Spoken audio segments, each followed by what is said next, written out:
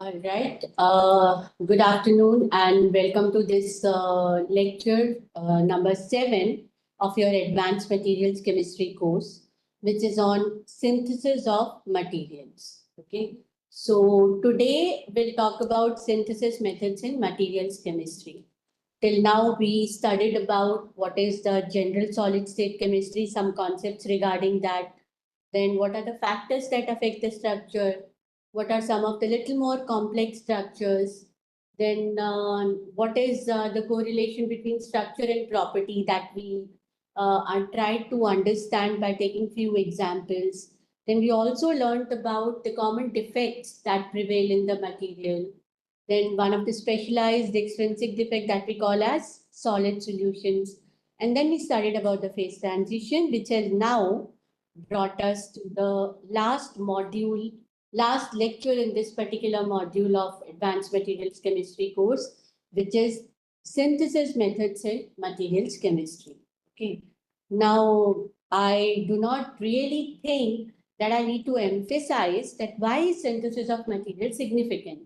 I mean, you see around, what is it that you see? Nothing but materials. Materials drive our day-to-day life from the time we wake up in the morning to the time we sleep at night.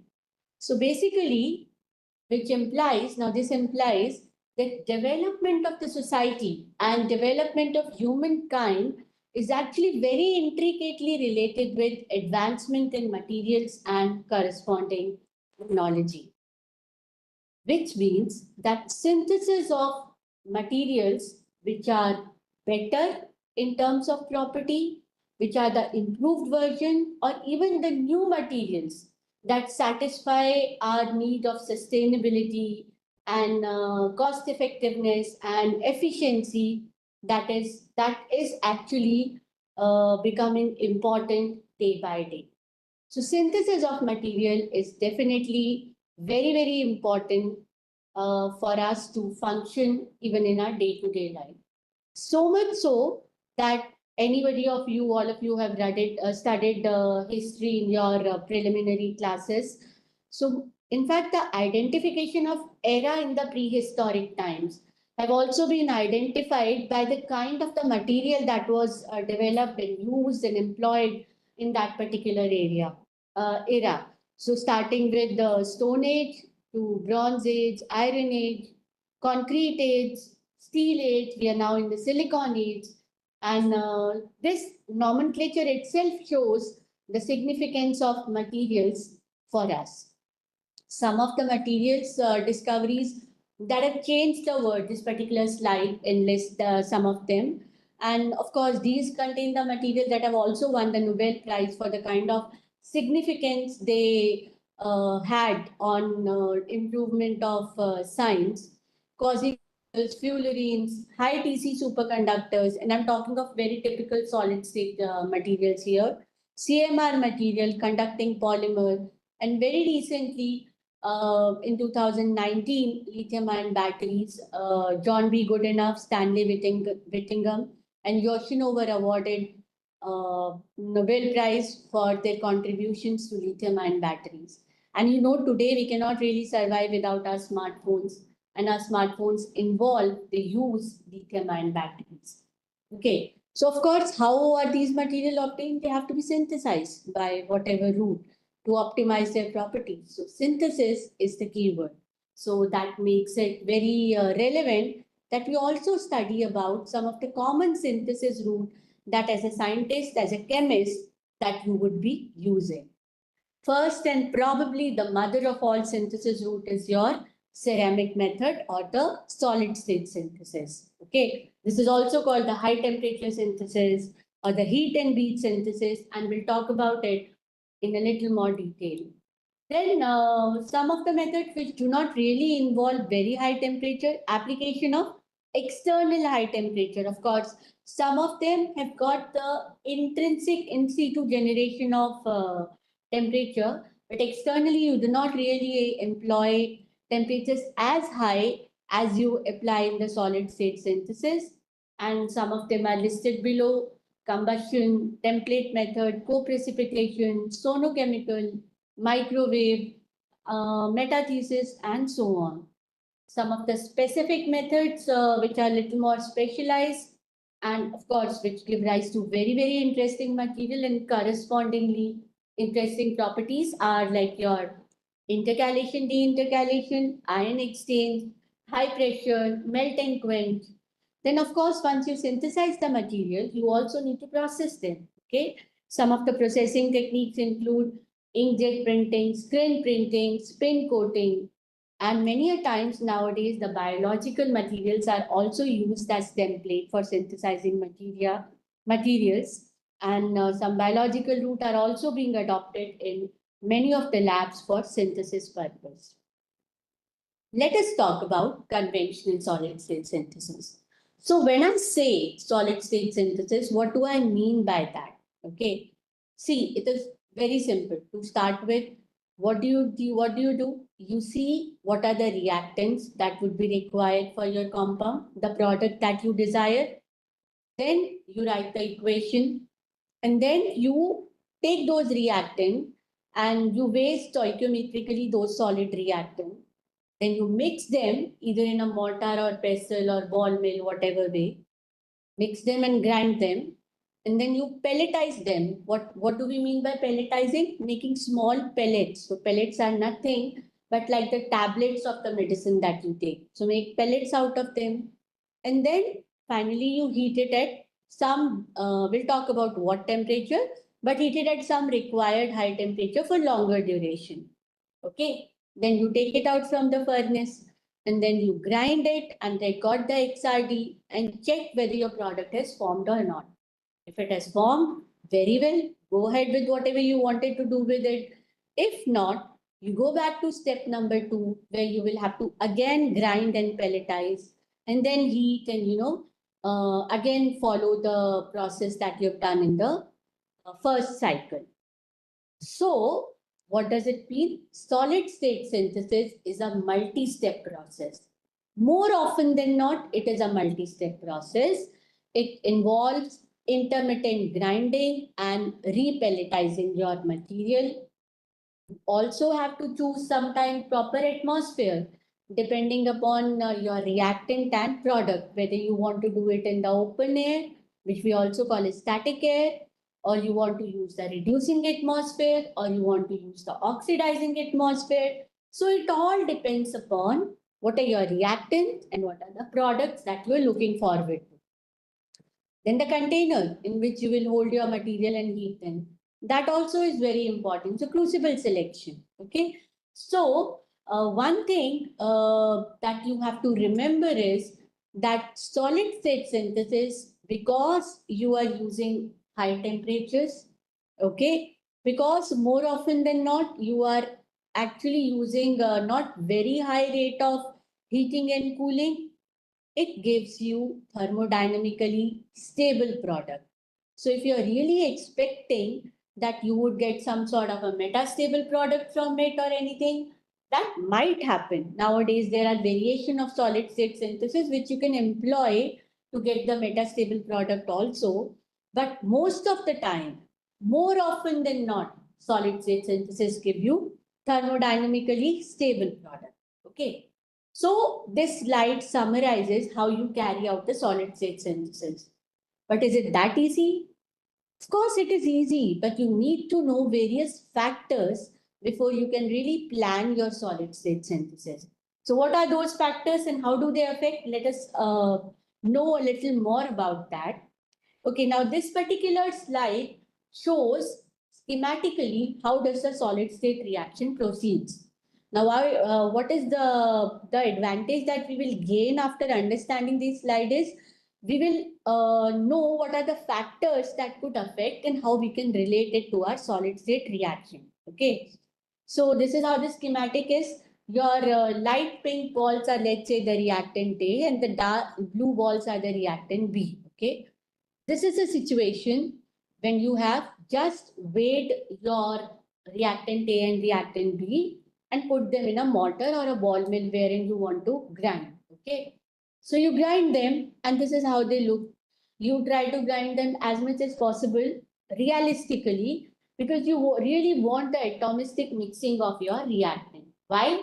Because the better they are mixed, the closer they are, the higher is the contact area they have, better would be the reaction.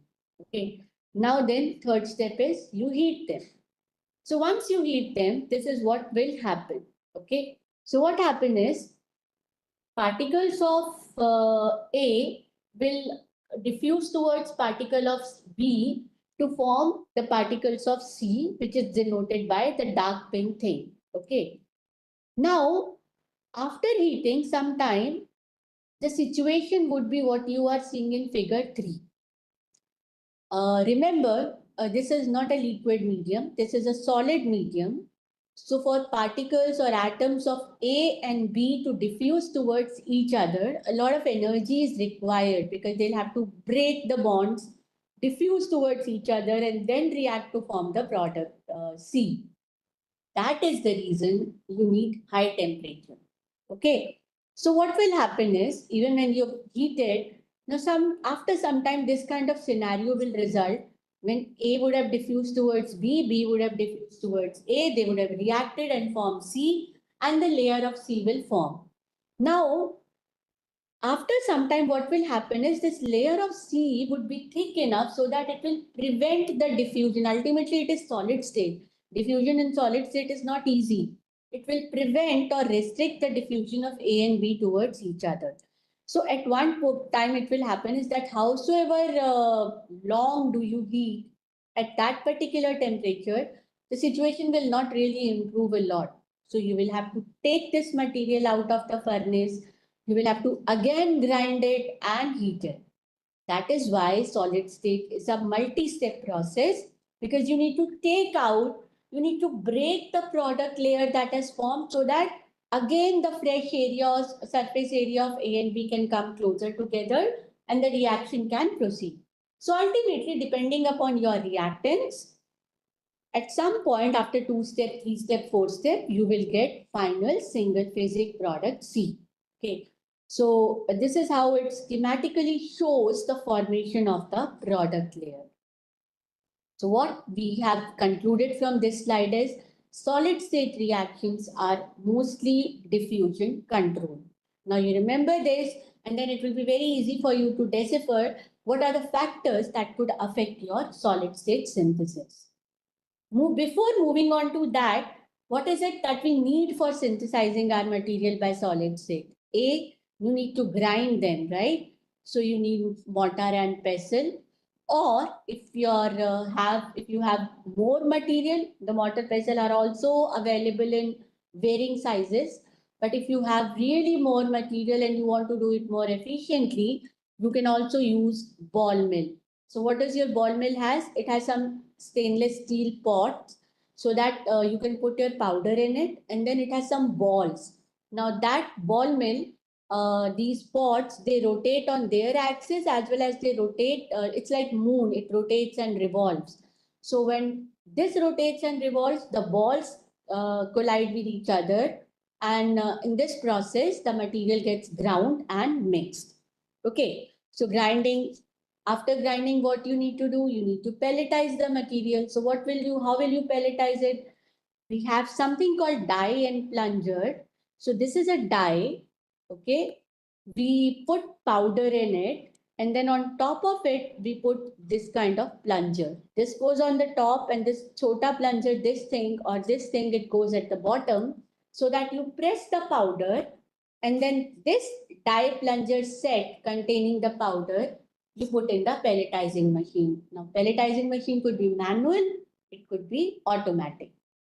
So once you use the pelletizing machine, you get tablets kind of material, and you have the option of choosing how big tablets or pellets would you want to make by choosing a proper size of die. Okay, and then you can heat them in the furnace at high temperature.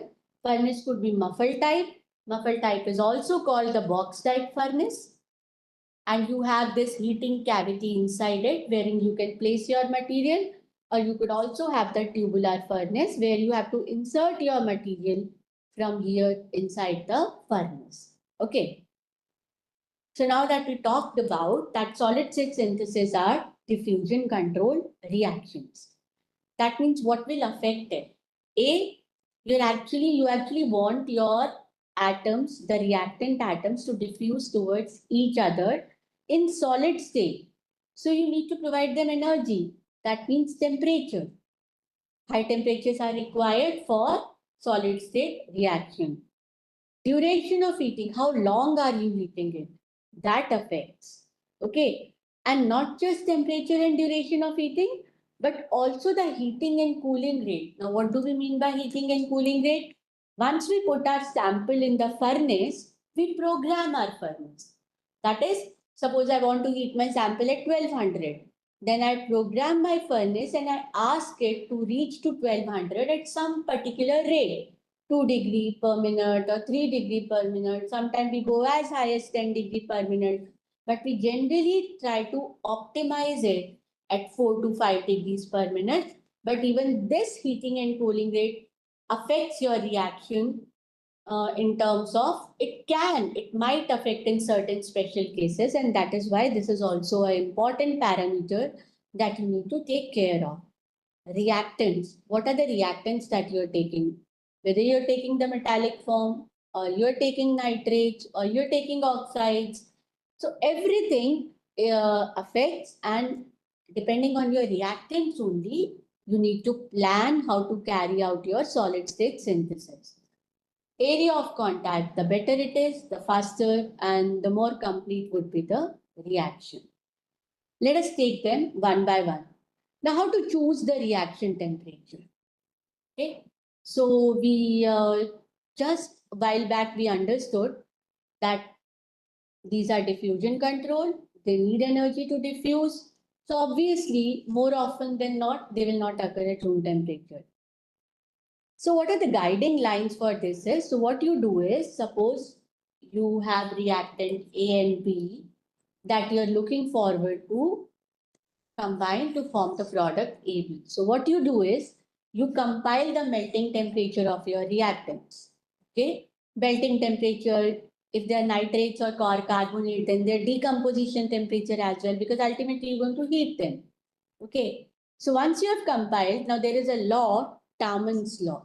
Taman's law says that diffusion of ions in a lattice becomes substantial at about 50 to 70% of its melting point. So when what it says is, when the temperature is about 2/3 or 50 to 70% of the melting point, then the diffusion of the ions is substantial, and this is what we want. Okay, that means, and there's another factor that kind of tries to quantify it, which is called head wall effect.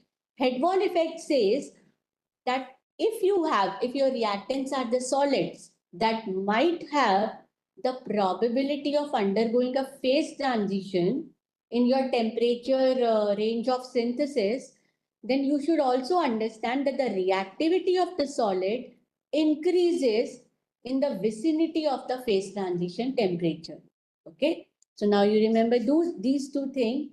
So considering whatever I just told, how do we choose the reaction temperature for heating?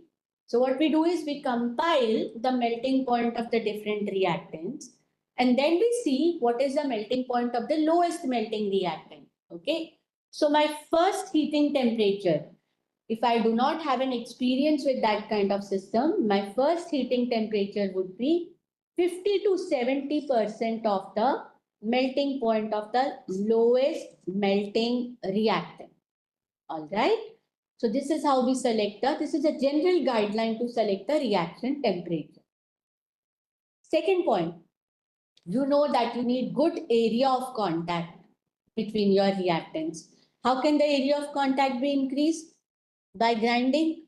Okay. So this is just a cartoon that shows that if you have a bigger particle and you break it into 9 particles, the surface area increases. Okay. You further break it and the surface area becomes this much. So when the surface area increases, obviously your area of contact between the reactants would increase. So it is important to grind your mixture of reactant to increase the area of contact. Also pelletizing. Why is pelletizing important? Because you're pressurizing your ground mixture. That further brings your particles in contact, increases the area of contact, and also because for application you would need highly dense bodies. That high dense bodies are called sintered bodies. So when you have pressed them while pelletizing, that increases the green density. Green density means the density of your pellet which has still not been heated. And this in turn gives you better, highly dense sintered bodies. Okay. And of course, for increasing the area of the contact, it is also important to regrind and repelletize so that you can keep on breaking the product layer and bringing fresh surface area of the reactants in touch. Another thing is using the nano size reactants. So suppose your reactant is not reacting. Okay, there could be variety of factors, but one thing that we also try to do is sometimes we have done that we convert our reactant by some process into nano form and then carry out the reaction with the nano size reactant because the surface area is very high. So the area of the contact increases substantially and that leads to the completion of reaction. Okay. Another very important thing that you can try to increase the area of contact, and that is, let us take this example of Bi-1,2,3 oxide. This is the superconductor. We talked about this structure while we were doing complex structures. Now, as you can see by the formula, what are the reactants that you would need? Bi-2O3, you will need barium oxide because we are making oxide. So let's start with oxides, okay? And also copper oxide, okay?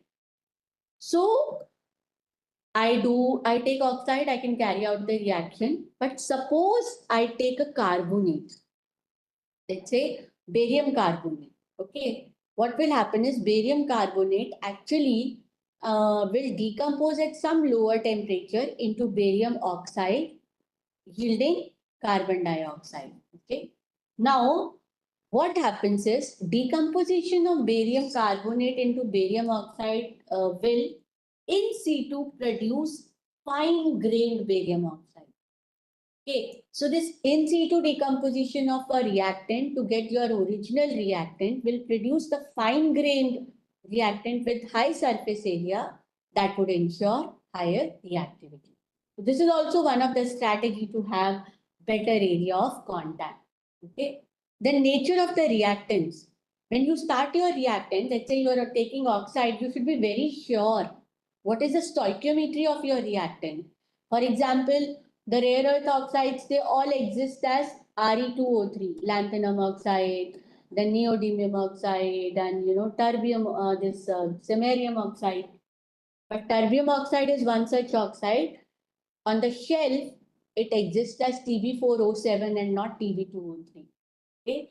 Now, why this is important to know the stoichiometry? Because when you are trying to weigh your reactant, you need to know how much is your one reactant contributing to your product. If your product needs 2 atoms of reactant A, if in the formula it has got 1 atom, then you have to weigh it accordingly. Okay. So you need to know what is the composition of the reactant that you're choosing. Okay. Then many a times the reactant that are lying on the shelf, they also have water molecules associated with them, or they also have adsorbed gas molecules because they've been lying for the long. So we need to know how much of the powder that I have taken correspond to the real reactant that I'm looking for.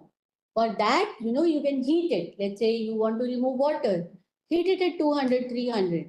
It will remove the water and that will give you the your reactant in the form that you want. So we can use gravimetry to actually know how much reactant is present.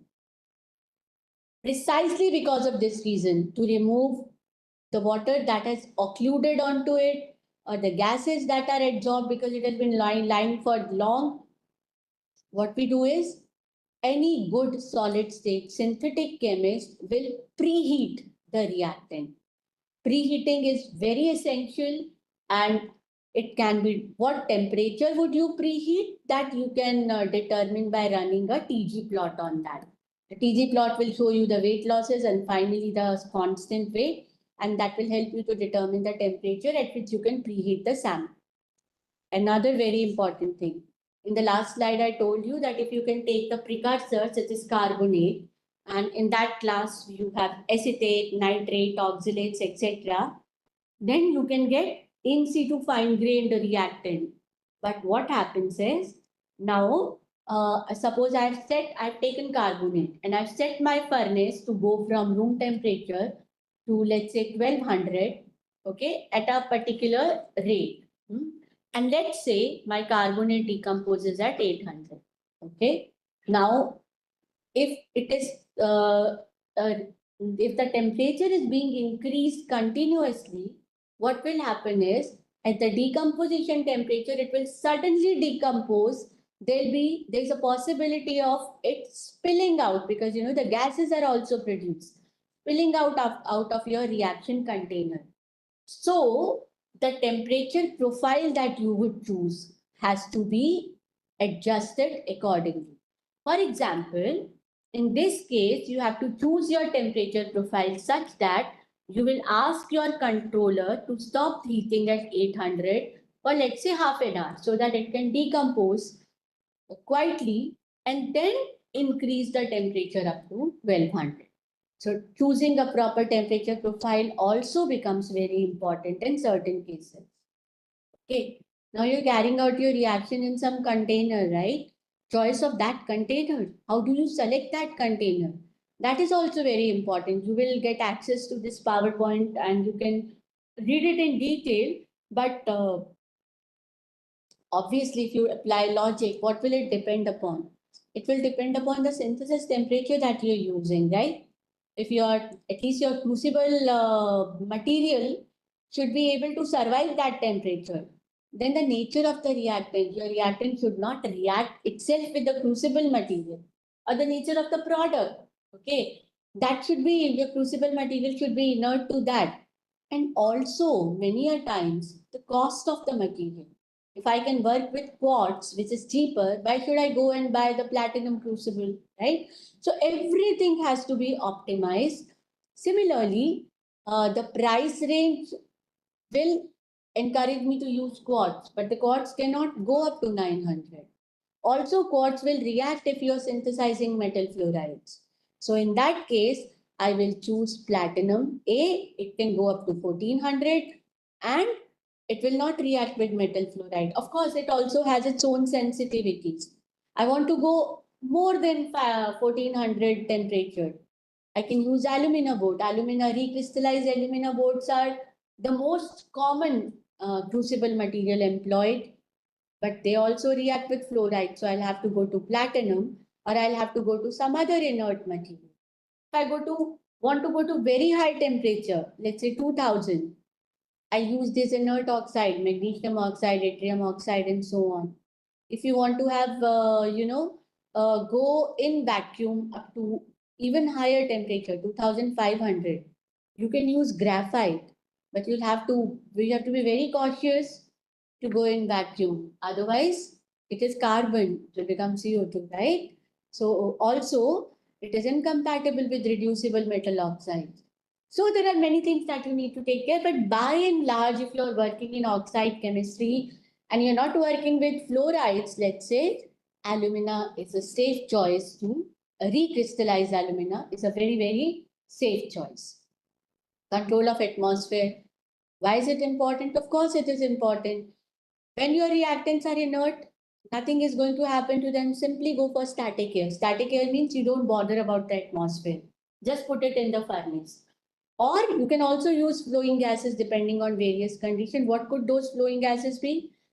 Suppose you want a lower oxidation state of the ion of the element in your product. You will go for reducing atmosphere. Okay, that could be argon hydrogen or plain hydrogen. You want higher oxidation state, either heated in static air, or you might also use oxidizing atmosphere. You're, let's say, you're making some sort of carbon, but you want to go to 500, 600. You will have to use vacuum or inert atmosphere. Okay. Many a times the fluorides are prepared wherein you put your one of the reactant in the furnace and then you pass HF or fluorine gas through it. This is called reactive atmosphere because now your atmosphere controlling gas is one of the reactants. Okay. So these are the conditions, these are the situation where you also need to decide about what atmosphere would you heat your material in. Let us take just one example to summarize whatever we have studied till now for the solid state chemistry. Let's say I want to make this compound. Okay. Now, what are the reactant that I could choose? For strontium, I could choose metal. I could choose strontium oxide. I'm talking about the things that would be available to you in the lab. I could choose nitrate. I could choose carbonate, right? Now I choose carbonate out of this. Now, why do I go for that? Why is my inclination towards it? Strontium carbonate will in situ produce strontium oxide, and that would be fine grain. So I choose carbonate over oxide. Okay. Then why not nitrate? Because in case of nitrate, the stoichiometry, they have indefinite amount of water molecules associated with them. Metals, when I have to synthesize oxide and I have a possibility of oxide, I do not go for metal because handling metal also is not as easy as handling oxide. They could be pyrophoric and there could be other issues, right? So I choose strontium carbonate. By the same logic, I go for tantalum oxide. By the same logic, I now here I do not have chromium carbonate, I have metal oxide and nitrate. Okay. Nitrate because again indefinite amount of water molecules and those kind of adsorbed entities, I go for chromium oxide. So I write the reaction. How do I write the reaction? I write my reactant and I make a balanced chemical reaction. So that means 4 moles of strontium carbonate, 1 mole of tantalum oxide, 1 mole of Cr2O3 will give me 2 moles of this product. Okay. So equivalently, I weigh my reactants. All right. So once I have weighed the reactant, ground them, pelletize them. Now I need to select the temperature.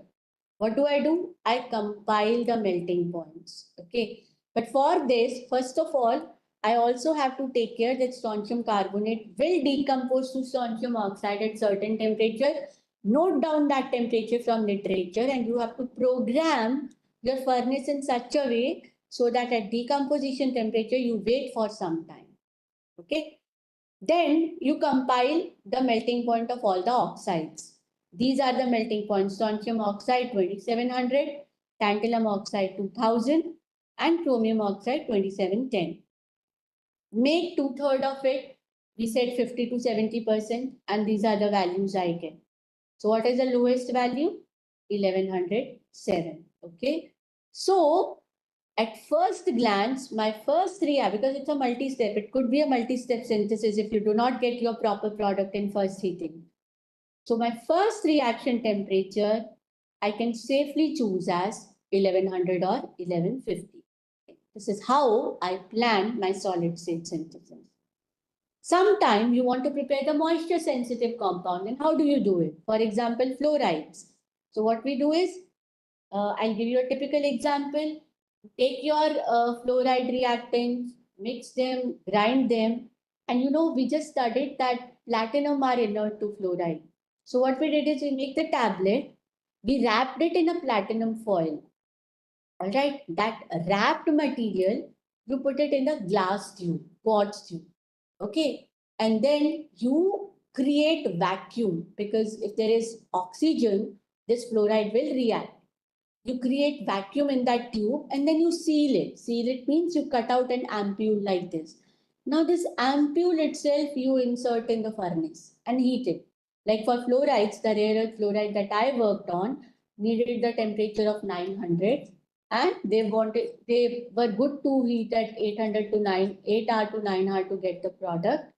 And after this, you take it out very carefully, you break the ampule and your product is ready.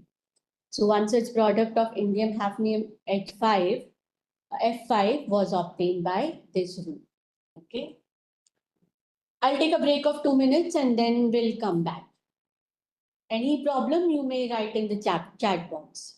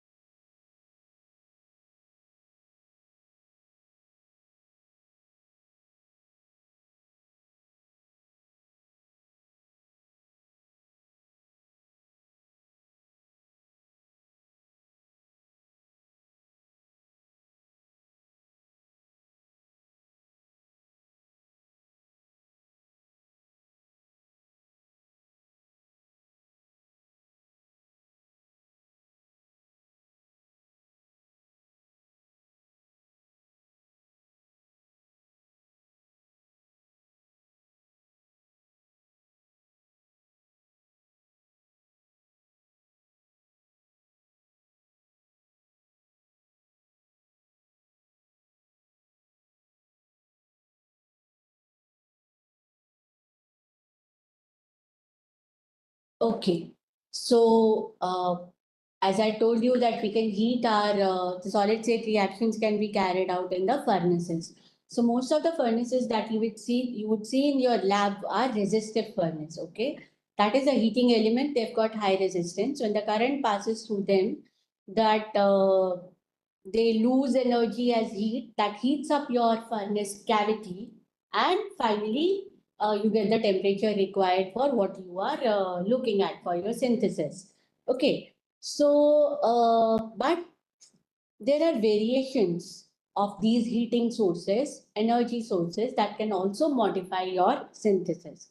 For example, spark plasma synthesis. So what happens in spark plasma is your material actually, like in furnace, what happens is you have some sort of cavity wherein you place your material. But in case of spark plasma, there is a graphite punch and a graphite die, and the material is pressed between them, like how you press the material in the die plunger for making pellet.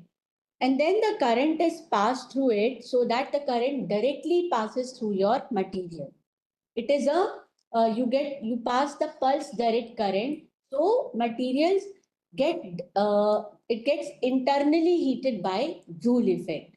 Now, because the material is directly heated, the heating rates are fast. The heating and cooling rates are very fast. Also, along with this direct heating, the plunger, the graphite punch, it pushes the powder from both the sides, like in die and plunger. So there is a simultaneous application of additional pressure that also results in better contact between the grains of the reactant, uh, better contact between the grains and the direct heating of the material. It shortens the reaction duration. And now, because you are actually heating it fast, you can also control the grain growth in spark plasma setup. Okay. So what that happens is basically you're still carrying out the solid state synthesis, but you have now just changed the way in which you are heating your sample. So one of the examples that I've taken from literature is that if you want to synthesize this particular material, okay, you heat it by your normal solid state synthesis that we described till now. It takes about 3 days, more than that, and the particle size that you get is 5 micron. On the contrary, same thing if you use spark plasma sintering, the reaction can be carried out in as less as 9 minutes with the particle size almost 1/10, that is 0.8 micron. Of course, the spark plasma setups are a little more complicated than what your usual furnace are. But depending upon the kind of product that you want, this is one of the modification, one of the variation that one can look at. Then microwave solid state synthesis. Now your heating is energy source is microwave. This happens when one or both, or let's say all of your reactants that you're using are microwave absorbers. So what will happen is they will interact with the microwave, they will get heated up, and because now your heating and cooling is actually being controlled by putting the microwave on and off. Again, very fast heating and very fast cooling thing. Okay. So, of course, again, there is a controlled grain growth, which results in better center active body. But what are the advantages of fast heating and fast cooling that I've been talking about? Okay. One of the example that you could look at is, see, what happens is, let's say your product has formed in some polymorph. Let's say your product has formed and your product had the possibility of existing in 2-3 polymorphs. And at temperature at which you're heating, let's say 1400, my product has two polymorph alpha and beta, and at 1200, let's say the beta was stable. But once the reaction has happened and your reaction is getting slowly cooled, it will ultimately revert back to what is more stable at lower temperature, that is your alpha phase. But if your cooling rate is very fast, okay, which is also called quenching, you simply decrease the temperature of the product very fast. It might happen. It will not happen always because it also depends upon the material itself. It might happen that your product B in beta phase does not get the chance to transform to alpha phase. And thus, in this scenario, what you have observed is you have been able to get a metastable product at low temperature. Okay, that means when you have these kind of iterations to your solid state synthesis, there is a possibility of alternative pathway that can yield metastable product, which is not thermodynamically stable under those conditions, but somehow by controlling the kinetics, you have been able to stabilize it. Okay, so that is about microwave solid state synthesis. Now, what is the general problem with your solid state synthesis or heat and beat method? See, one advantage which no one can overrule is it is one way of synthesis which you can, make at bulk. Even industries, the most reliable method is solid state synthesis. It does not involve any solvent. You know what you are putting in your material, you will get back that only. Okay. There are certain problems which are associated with this is it requires very high temperature. There is no way out because the reaction is diffusion limited. High temperature, not an issue, but issue in the sense that it makes the process energy intensive. You have to supply a lot of energy. Okay. And then it is multi-step. Okay. Despite multi-step, it could give you incomplete reaction. That could be a headache sometime. Also, false diffusion, your product could be inhomogeneous. Like at different part of product phase, you could be having a slightly different compositions of the product. For example, I'm making AB. There could be grains that have A.9, B.1, or A1.1, B.9, and so on. So this is called compositionally inhomogeneous product. Though if you do the multi-step grinding and heating, you can actually overcome it, but this could be an issue. Then there is a very little chance of exercising the kinetic control to obtain metastable product. And microstructure is definitely difficult to control because you're going to very high temperature. You will get larger grains and all. So that definitely is an issue with solid state synthesis. So what is the solution? How to go about it? Okay. Most of the things are related with the diffusion distance. So why not control that? Decrease the diffusion distance. How? Somehow you get a precursor in which your both A and B are bound together. That will decrease the diffusion distance. Okay. Or use some kind of route which enhances the intimate mixing of cations. Okay. One of the route is that we'll discuss about is you perform the reaction in some kind of a molten flux. It is a molten media, so diffusion would be easier. Or you go for soft chemical synthesis route, some of it we will discuss in next 20-25 minutes. Okay. Let's not go through this. Molten salt flux. Okay. So, very in the lighter vein, it is also said it is hot, but not too hot. So, what is the funny part, interesting part about this particular synthesis route is? So, what you do is you do everything the way you are doing in the solid state reaction. That is, weigh your reactants, mix them, grind them. Okay. But now, what you do, there is an additional component. You take salt, mixture of salt, okay, which will have the whose melting point is below the reaction temperature that you want to go to. So what will happen is at the temperature below the reaction temperature, the salt will melt.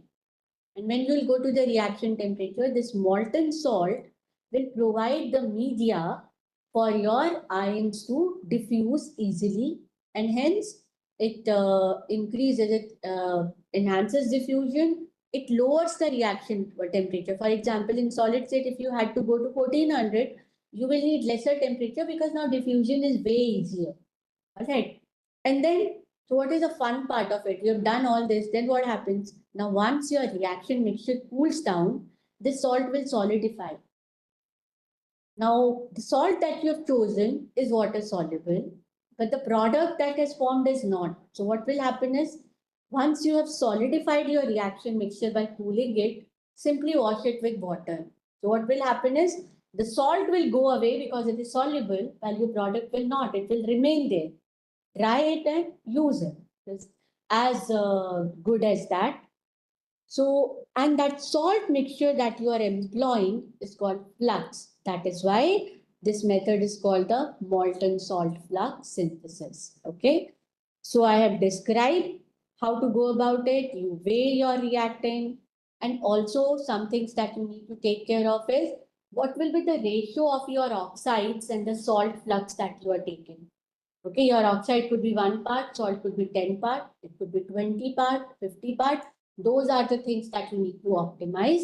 But it is also easier because now you need to go to lower temperatures, and also these reactions require lesser time duration.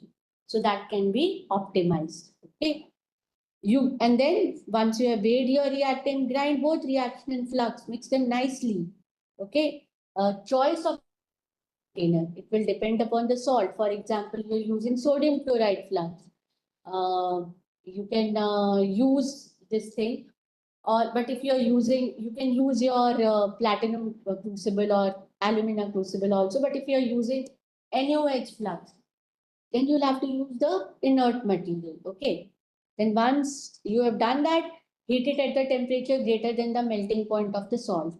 The salt will melt, the diffusion would be easier, the product will form, decrease the temperature, cool it, and then wash off the flux. Okay. The role of the salt is it increases the reaction rate, lowers reaction temperature, increases the degree of homogeneity because now your reactants are more homogeneously distributed in the flux. Of course, particle size, shape, and agglomeration can be controlled. What are the different kind of flux that are employed? Mostly chlorides and sulfate salt. Okay. For example, NaCl or NaCl, KCl, you take NaOH, KOH, you take. We can use sulfates also. Now, why you take? I myself did some of the molten salt synthesis in my master's MSc, and I use these two eutectics. Why eutectics? You want to go to as low as temperature as possible because it will save energy. So if you remember your thermophysical chemistry, if this is your let's say NaCl, I'm calling NaCl as A, and this is KCl. So there you take, and this is the temperature axis, and this is the composition axis. Okay, your melting point of the eutectic will be lower than both A and B. So eutectics have got lower melting point than constituent salt. You need to go to even lower temperature. One example, So this is what I did exactly in my MSc. I wanted to synthesize this compound. It's a very good dielectric material. Flux employed was equimolar amount of NaCl, KCl. So synthesis was done at 900. Same material I also synthesized by solid state. And I went up to 1100, and that was a two-step synthesis. Even after two-step, I got mixture of phases.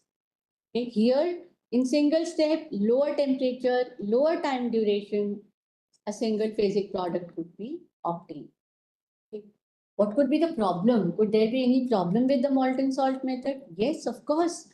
What happens is the salt, molten salt ion, ultimately they are salt, they could get incorporated in your product. How to go about that? You use a salt that has a common ion. Okay, so even if it incorporates, it won't really matter a lot. For example, if I want to synthesize this, use SrCl2 flux. Okay, or you use the flux whose ions have got whose are the size of whose ions are much different than the ions in the desired product.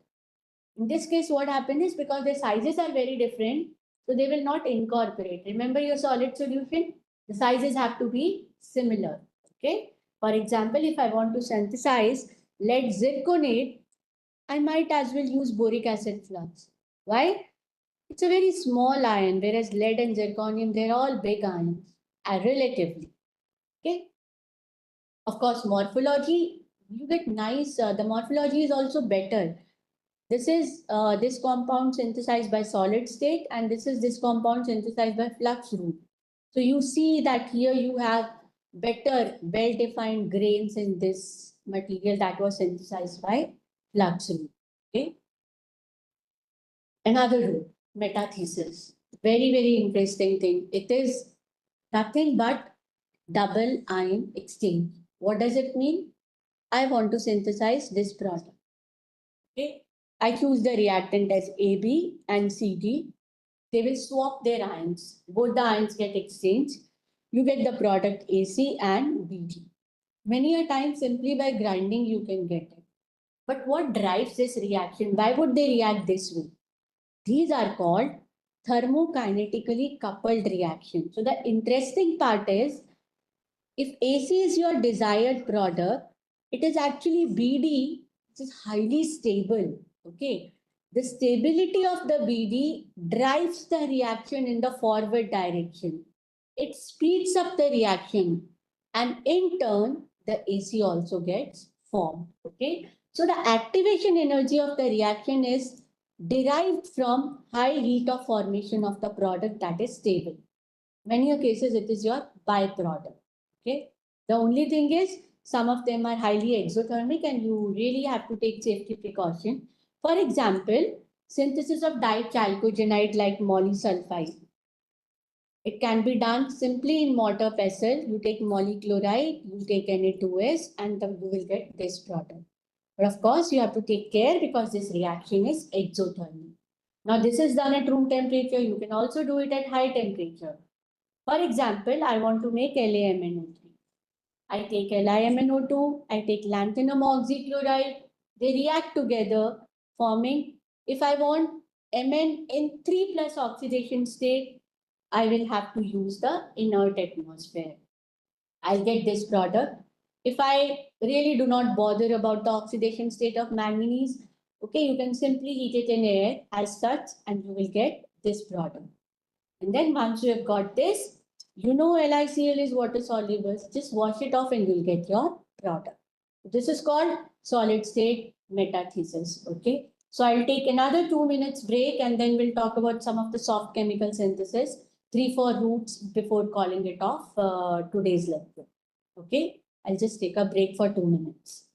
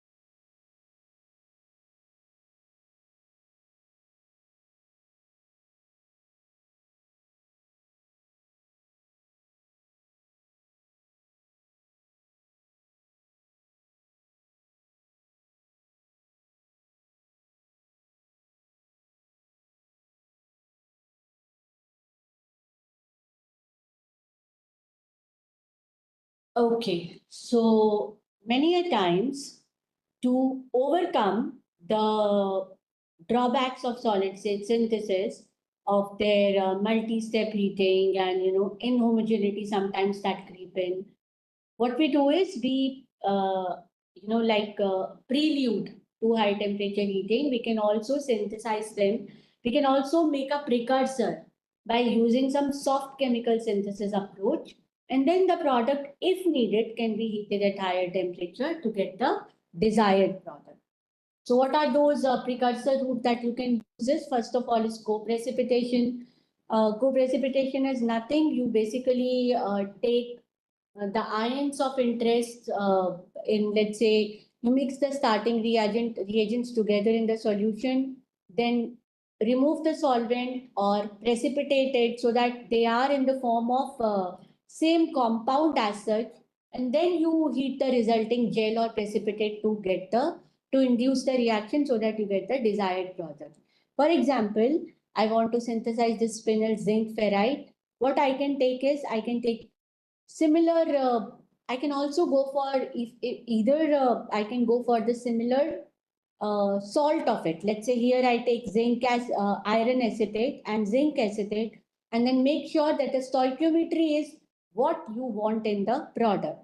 So here zinc to iron has to be 1:2. Fortunately, their acetates have the similar stoichiometry, so you can take them 1:1, dissolve them, evaporate it, and then you will get a precursor like this.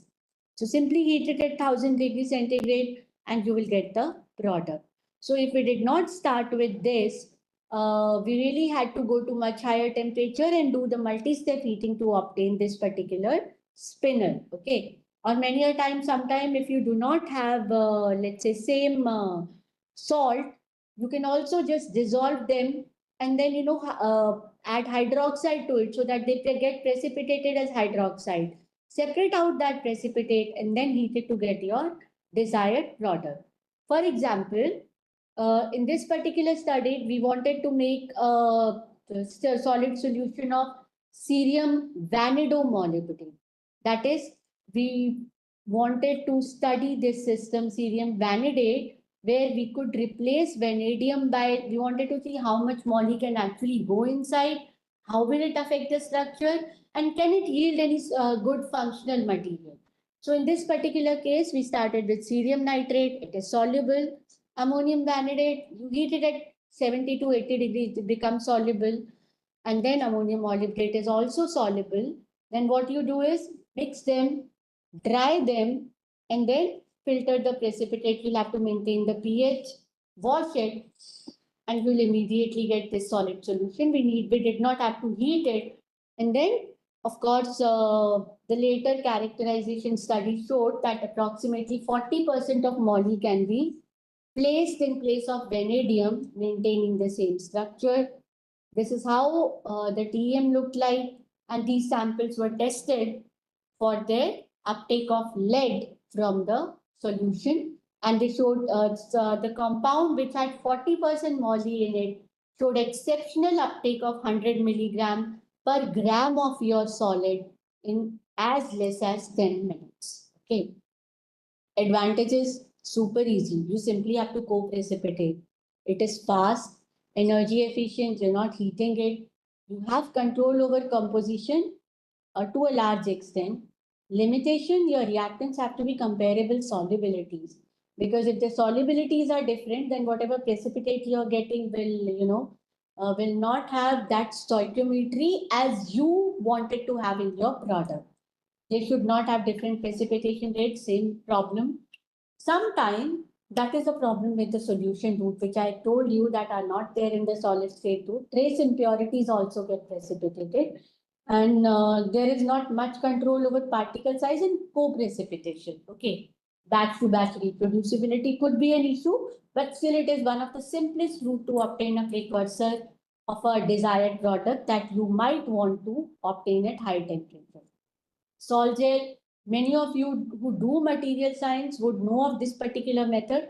So in sol gel, what we do is, sol gel is one of the most reliable method if you want to make a compound that has got many ions. 3, 4, 5. So salt gel is one technique which helps you get a homogeneous product in case of many ion product containing many ions. So what does it contain? Okay, in this case, you have to start with a organic precursor. Here they have started with the alkoxides. Okay, so what you do is you mix them, they'll complex together, put a little hydroxides, they'll undergo hydrolysis. Okay, so then this is like this: you have metal alkoxide and add a drop of water or a hydrolyzing agent, you'll get hydroxide. Then what will happen is the next step is condensation. Now these hydroxides will condense together to form a 3D linkage of MOM, where your M could be these four ions: M, boron, aluminium, titanium, and so on. So you form a 3D linkages of MOM. Then once you have got this through with this poly condensation step, you heat it, okay? And then you get the desired product. So uniformly mix your raw materials, carry out hydrolysis and polycondensation. Slow aggregation will occur. It will form the 3D network, and then you dry and sinter. So you will get materials with good nanostructure and homogeneity. Okay. So what are the parameters that affect the product property? These two steps.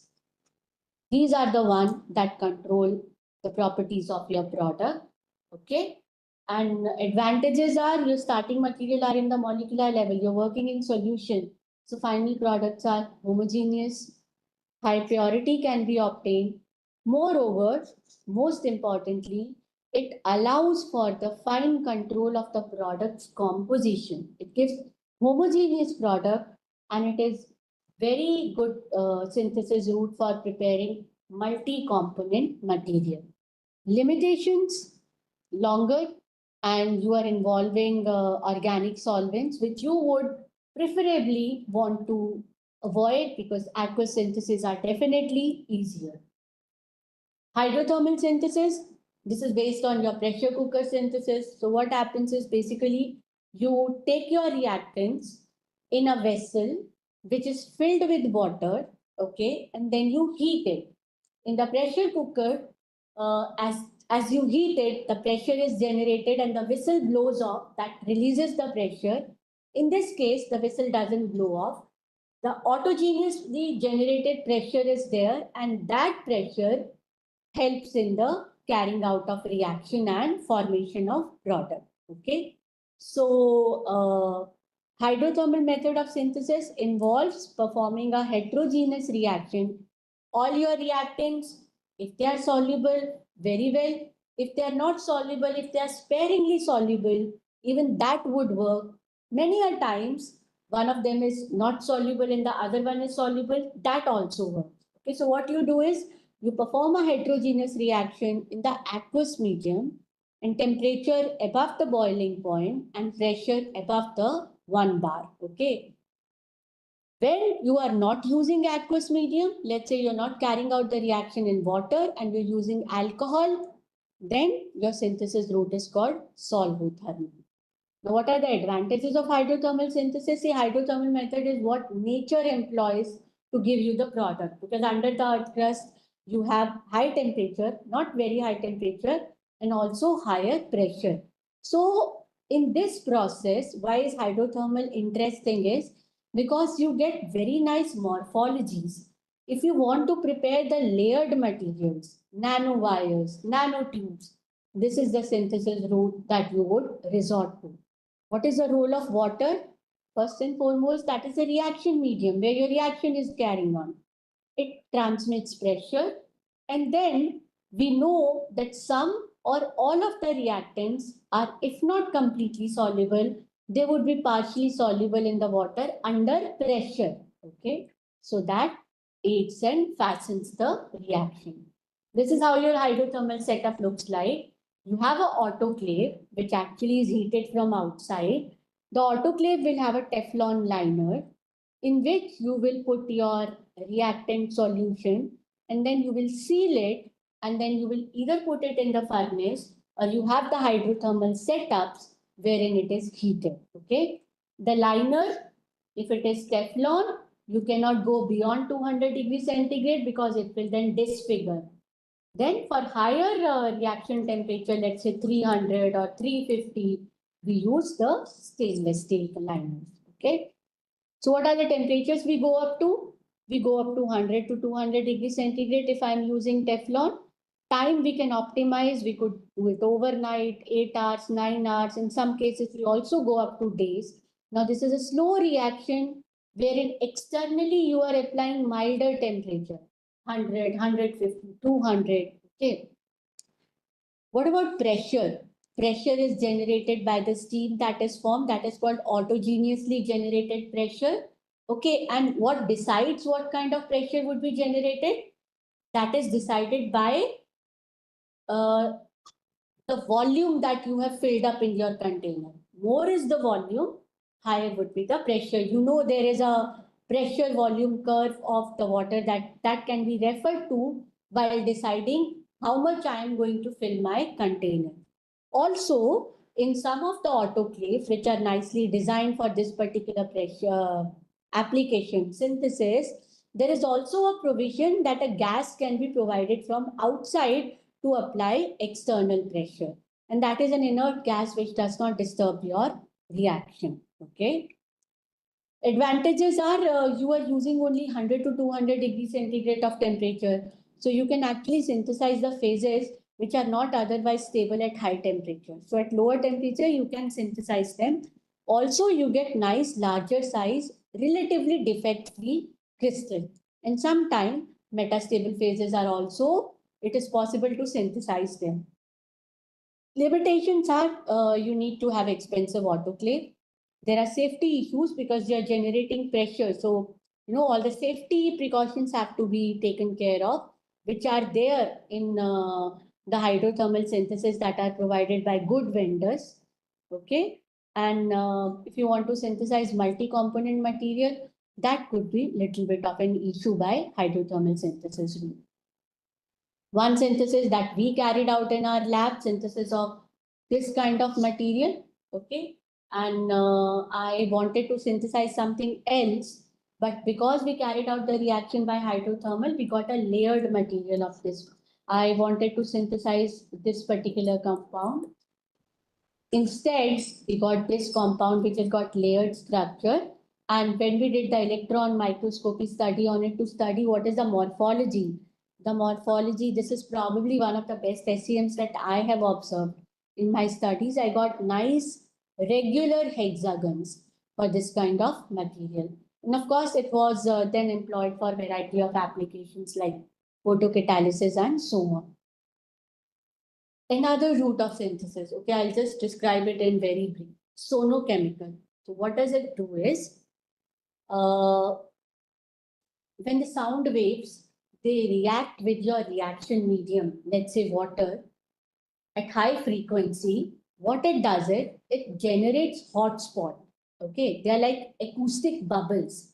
Now those hot spots have got very high temperature of the order of 5000 K and very high pressure of the order of 1000 atmosphere.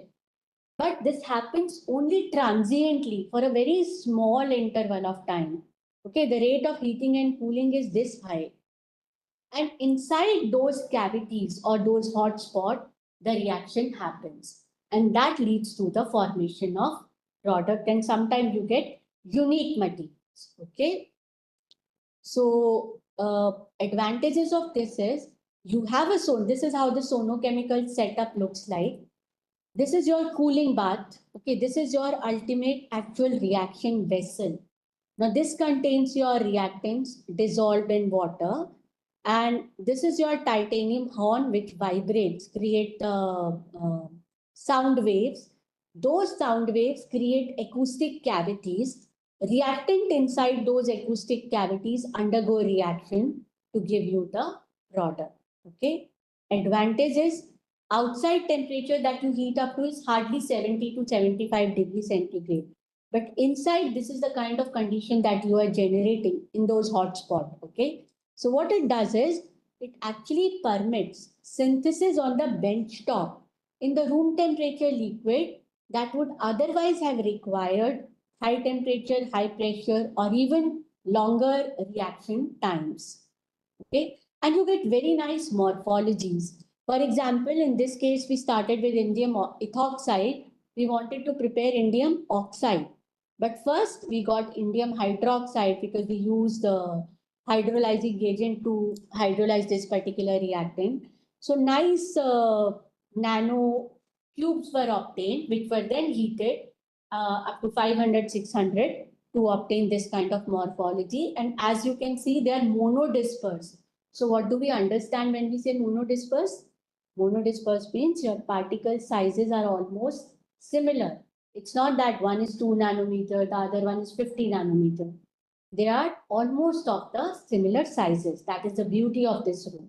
Okay. Advantages: synthesis at ambient temperature, reaction rate is very high, so lesser time, that also is advantage, and various shapes and assemblies can be synthesized.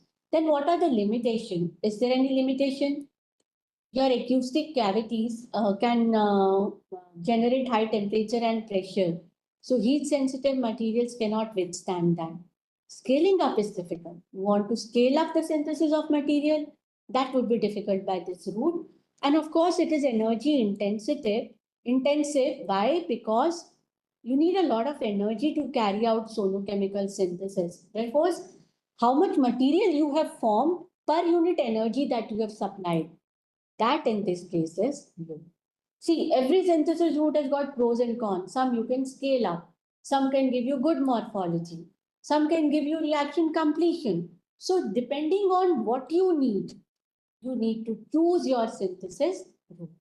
Now, the last synthesis route, or probably the second last we'll discuss about, is combustion synthesis.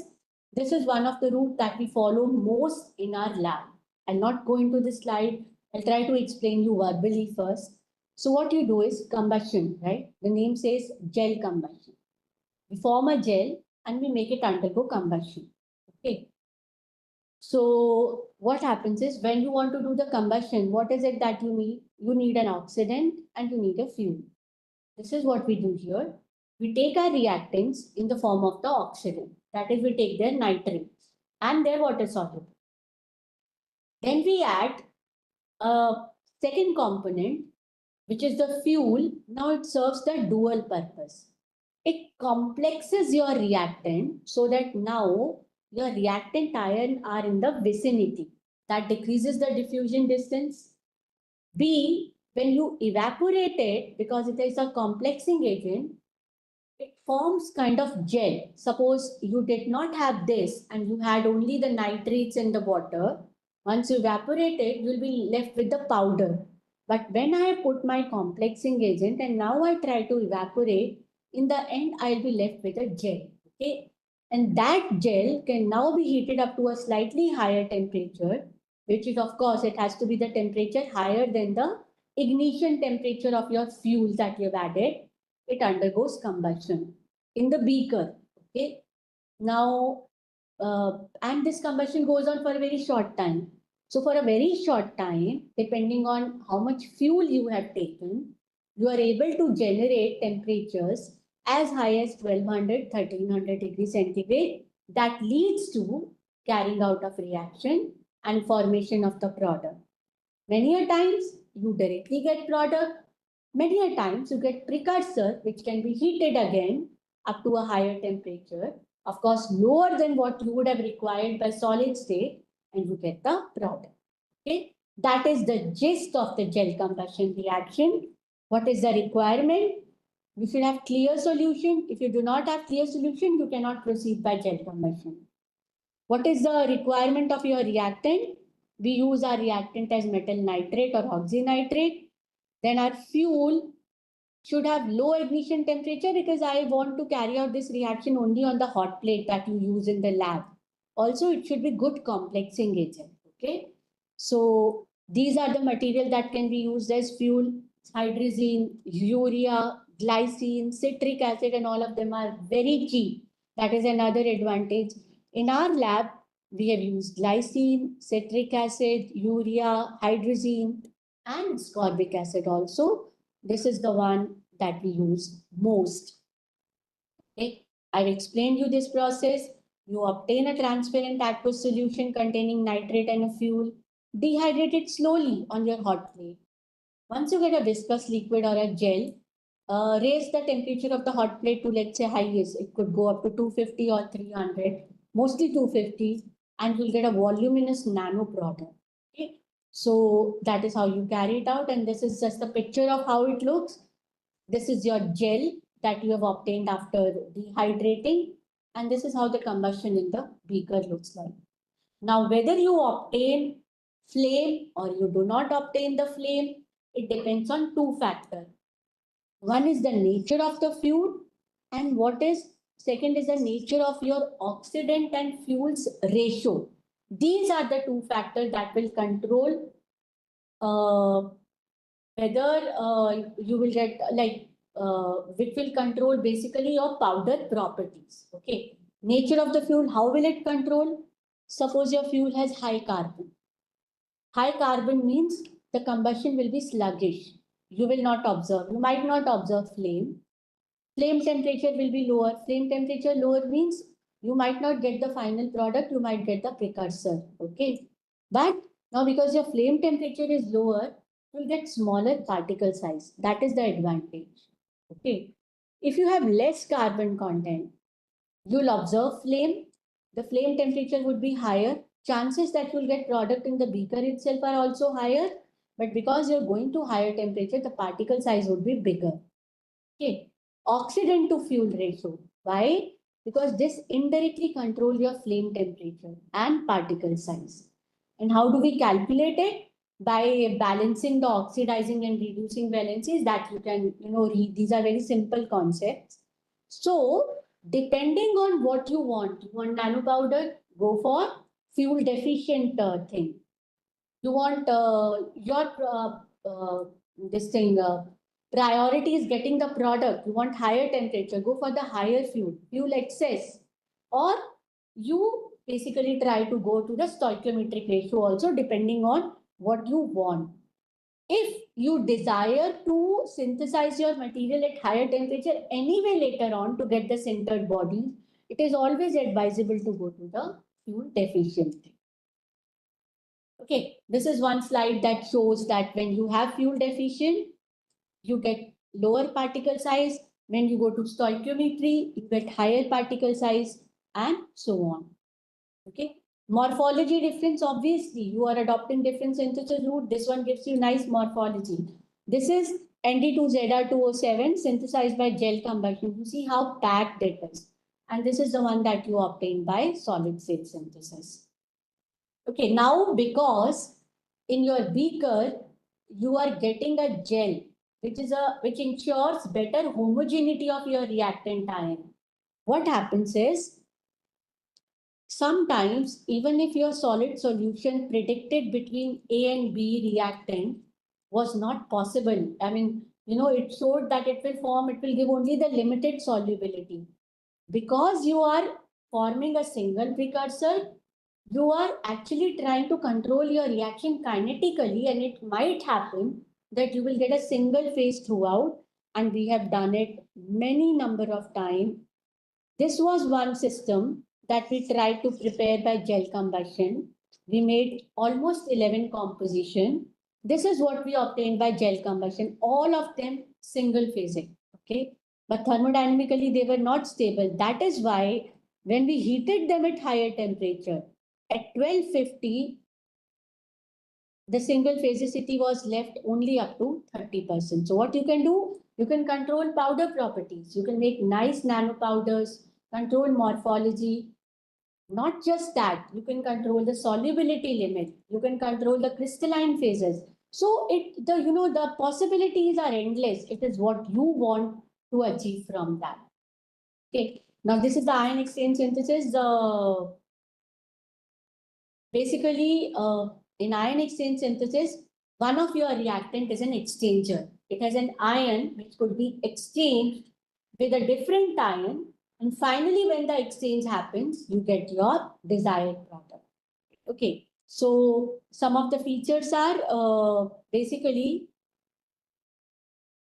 So methodology is that ion exchange reaction, you take the solution of the ion that you want to incorporate into your product, okay? And then you take your exchanger, then you stir it, and temperatures are chosen, mostly very mild temperatures, 70 degree to 80 degrees are chosen. Duration will depend upon the material. If you have bulk solid, it could go up to few days. If you have nano powder, few minutes to few hours can also, do the job. Just one cartoon to show. You start with the cubic, like how it can retain both the phase and the morphology. You start with cubic sphalerite in the spherical form. When you exchange it, you get zinc selenite in the cubic sphalerite and the spherical form. Same cadmium selenite, hexagonal woodside, different crystalline phase, retained. Phase is also retained, shape is also retained. Phase is also retained and shape is also retained. So ion exchange synthesis has got those capabilities to retain both the crystallographic template, crystallographic form as well as the shape and the morphology. I'm sorry, due to the paucity of time, I could not really go into the detail of this particular synthesis, but you're most welcome to write back to me. In fact, not just about this synthesis route, I have discussed solid state synthesis in detail, but rest of them I've tried to cover only the important features. But you're most welcome to write back to me if you would want to know details of any one of them. Okay. So what basically did we learn in this lecture is undoubtedly, unless you have synthesis, science cannot progress. It is ultimately the creation, right? Every synthesis route has got pros and cons. You have to decide what you want. So choice will depend, and that will decide the well-defined requirement from the synthesis that you want, that you have to be very clear about it. Okay. High temperature synthesis is most reliable for bulk production, phase purity, and thermodynamically stable product. But if you want metastable, nanomaterial, and you want morphology control, you might want to look at the soft chemical. Okay. Proper choice of reactant, reaction parameter must. There's no second doubt about it. Ultimately, endeavor to control morphology, powder property, and structural behavior. Ultimately, this is what leads to advanced functional material and the advancement of science in all. So with this, I would like to wind up this particular lecture as well as this module of your advanced material chemistry course. So we wind up here. Any doubts, I'll wait for 2 minutes. You may write in chat box. If not, you have my mail ID. Feel free to write to me if you have any doubt, and I shall surely reply back to you.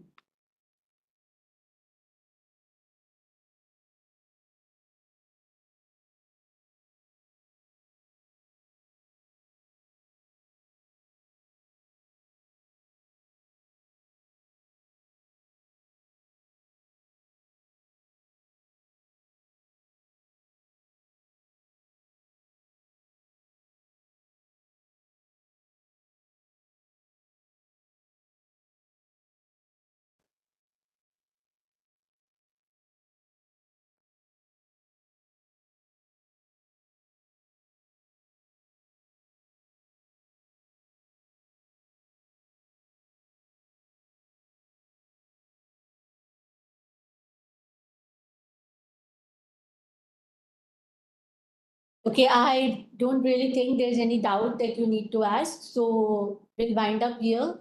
And next lecture onwards, Dr. Kanu Barik will take the next module of this particular course. Okay. And so fine, I will wind up here and I wish you the very best for rest of the course. And I'll be sending an assignment. Dr. Anshu Singhal will send you the assignment and you can do that and send it back to me for your assessment. Okay. Thank you so much and good day.